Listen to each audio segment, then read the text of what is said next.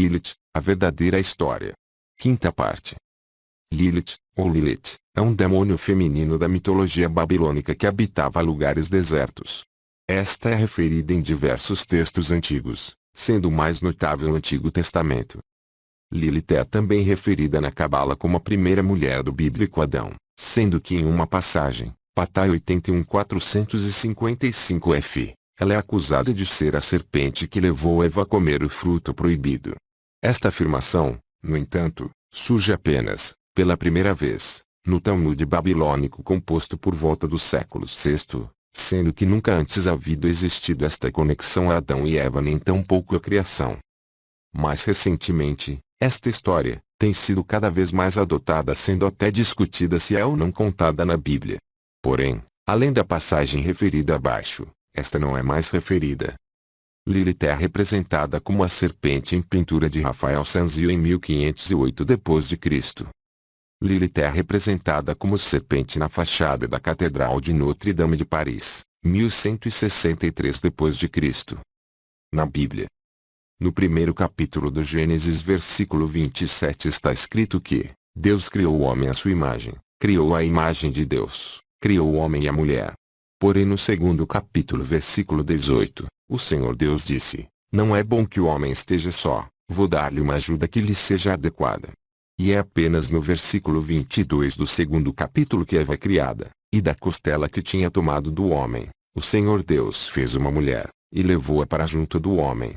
É possível que no primeiro capítulo a mulher criada seja Lilith, levando em consideração o versículo 23, disse então o homem, esta, sim, é osso dos meus ossos e carne da minha carne. Ela será chamada mulher, porque do homem foi tirada. Podemos verificar na expressão de Adão.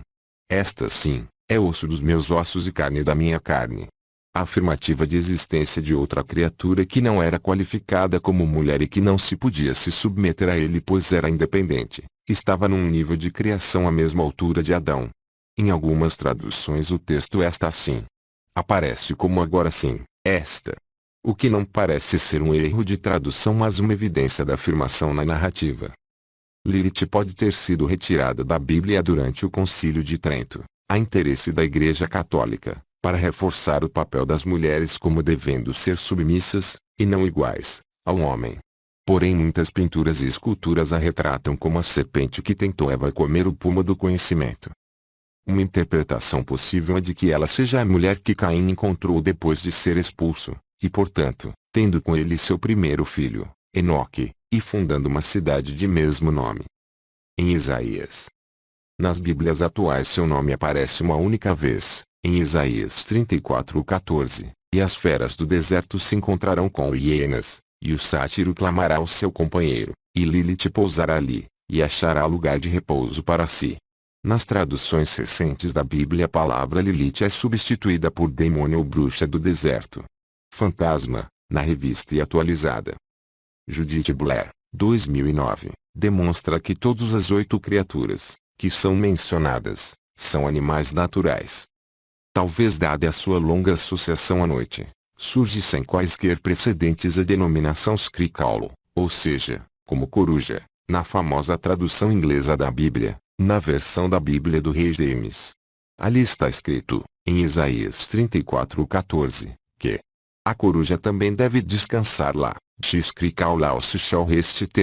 É preciso salientar, comparativamente, que em uma renomada versão em língua portuguesa da Bíblia, traduzida por João Ferreira de Almeida, esta passagem relata que os animais noturnos ali pousarão, não havendo menção da coruja, como é frequentemente, muito embora erroneamente, citado no Brasil, tratando-se de um claro exemplo da forte influência da cultura anglo-saxã no mundo lusófono atual.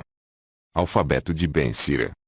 Lei Lilith por Dante Gabriel Rossetti, 1828 a 1882. No folclore popular hebreu medieval, ela é tida como a primeira mulher criada por Deus junto com Adão, que o abandonou, partindo do Jardim do Éden por causa de uma disputa sobre igualdade dos sexos, passando depois a ser descrita como um demônio.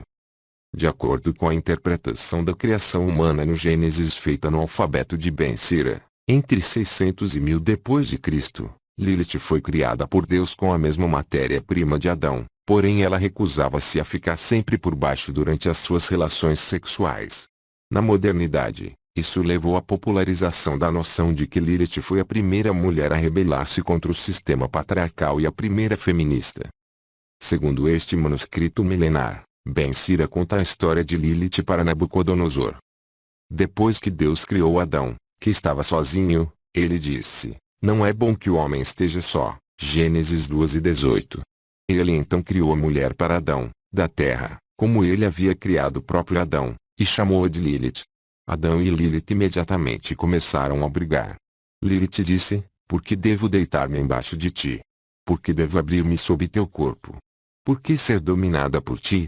Contudo, eu também fui feita de pó e por isso sou tua igual." Quando reclamou de sua condição a Deus, ele retrucou: "Eu não vou me deitar abaixo de você, apenas por cima. Pois você está apta apenas para estar na posição inferior, enquanto eu sou um ser superior." Lilith respondeu: "Nós somos iguais um ao outro, considerando que ambos fomos criados a partir da terra." Mas eles não deram ouvidos um ao outro.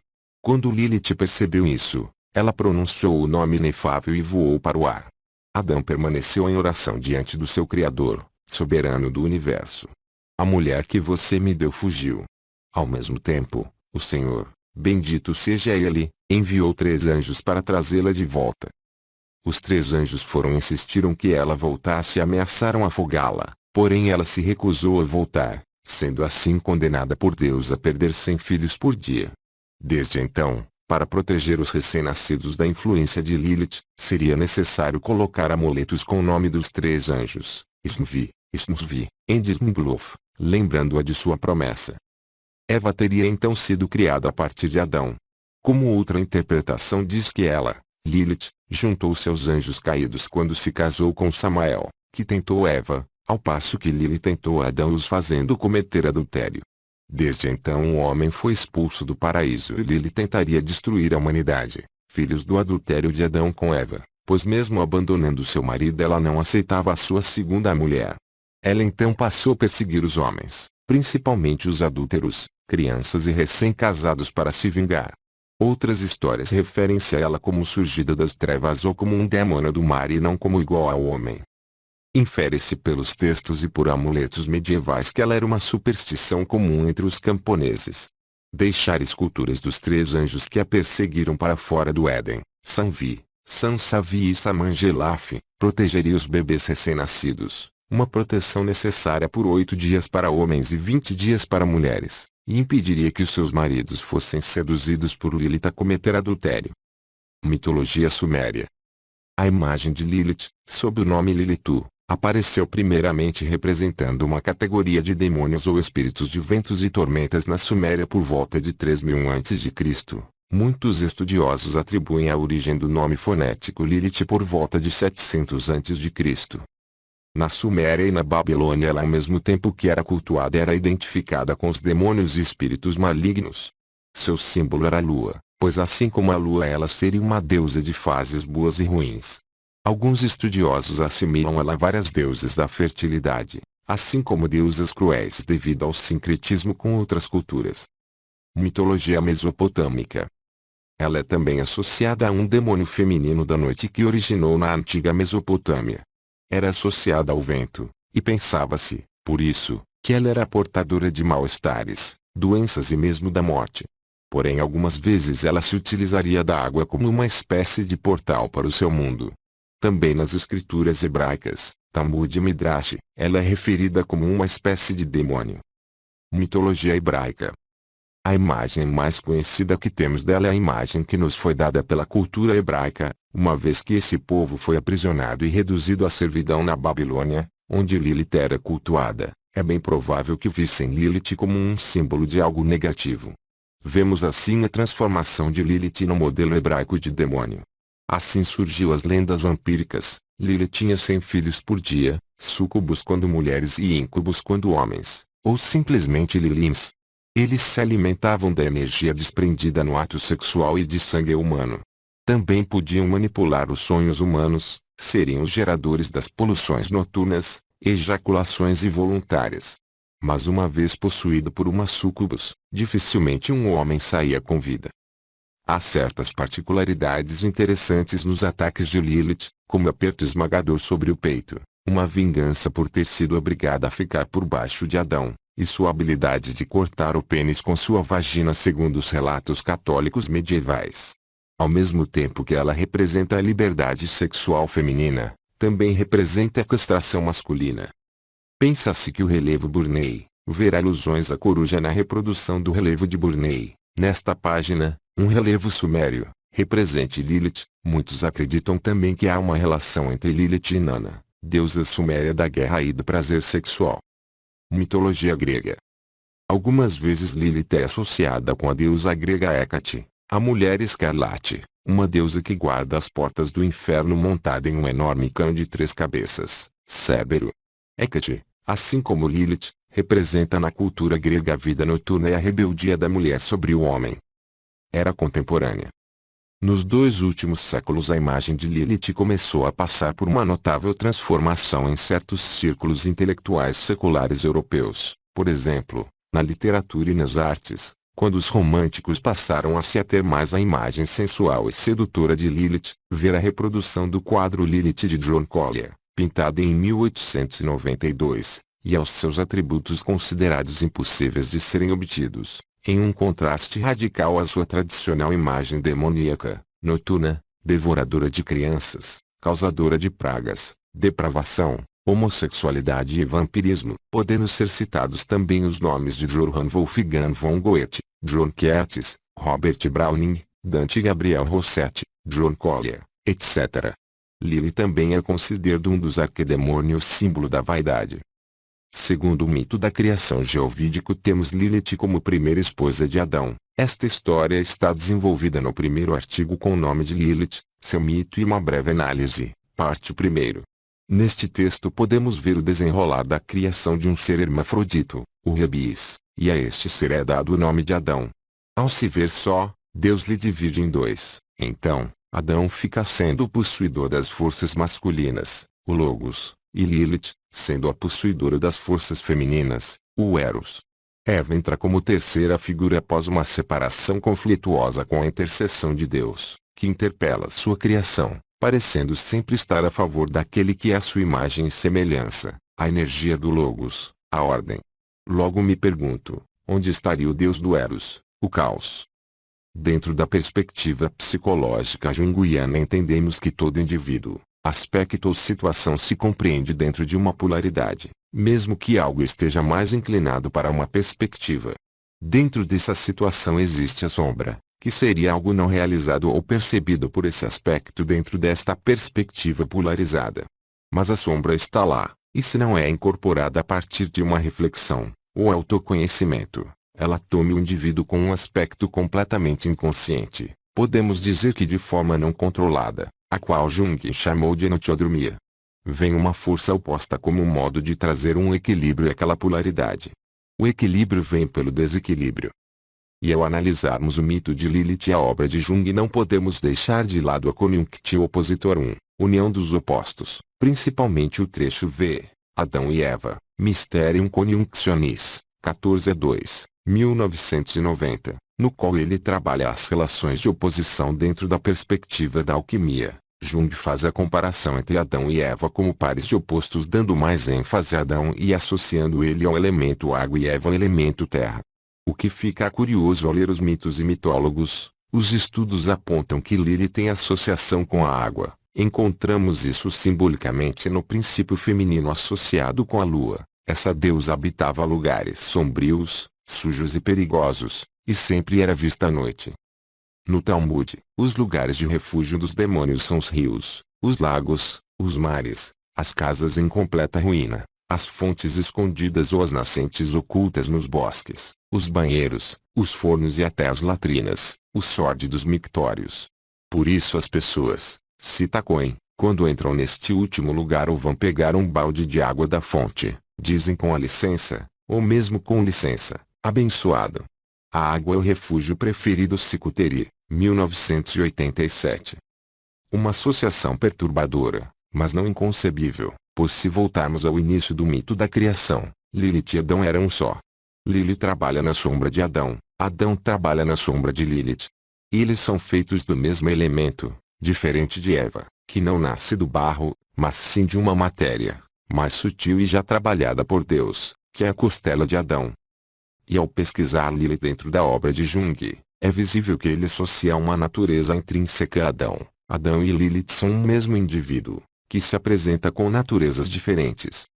Conforme uma opinião rabínica, Adão até tinha uma cauda. O primeiro estado dele não era de modo algum favorável. Quando ele ainda inanimado jazia na terra, era de cor esverdeada e estava rodeado pelo zumbido de milhares de espíritos impuros querendo todos entrar nele. Deus, porém, os espantou a todos, exceto um, a saber, Lilith, a soberana dos espíritos, que conseguiu prender-se ao corpo de Adão de tal forma que engravidou. Ela fugiu somente quando Eva apareceu. A demoníaca Lilith parece ser em certo sentido um dos aspectos de Adão, pois corre a lenda que ela foi criada da mesma terra junto com ele. Algo lança péssima luz sobre a natureza de Adão. Do sêmen dele provieram numerosos demônios e fantasmas. Jung, Mysterium Conjunctionis 14.2, página 200, 1990. Todos estes símbolos podem ter um sentido positivo, favorável ou negativo e nefasto. Um aspecto ambivalente é a deusa do destino, as parcas, greias, normas. Nefastos símbolos são bruxas, dragão, ou qualquer animal devorador e que se enrosca como um peixe grande ou uma serpente, o túmulo, o sarcófago, a profundidade da água, a morte, o pesadelo e o pavor infantil, tipo Empusa, Lilith etc. Jung, Os Arquétipos do Inconsciente, página 88, 1990. Logo podemos fazer uma associação psicológica como Adão sendo a parte consciente, Lilith a parte inconsciente e Eva como sendo uma espécie de psicopompo desta relação. Construindo dentro do mito mais uma trindade que temos os opostos e um terceiro participante que condiciona a relação destas duas partes.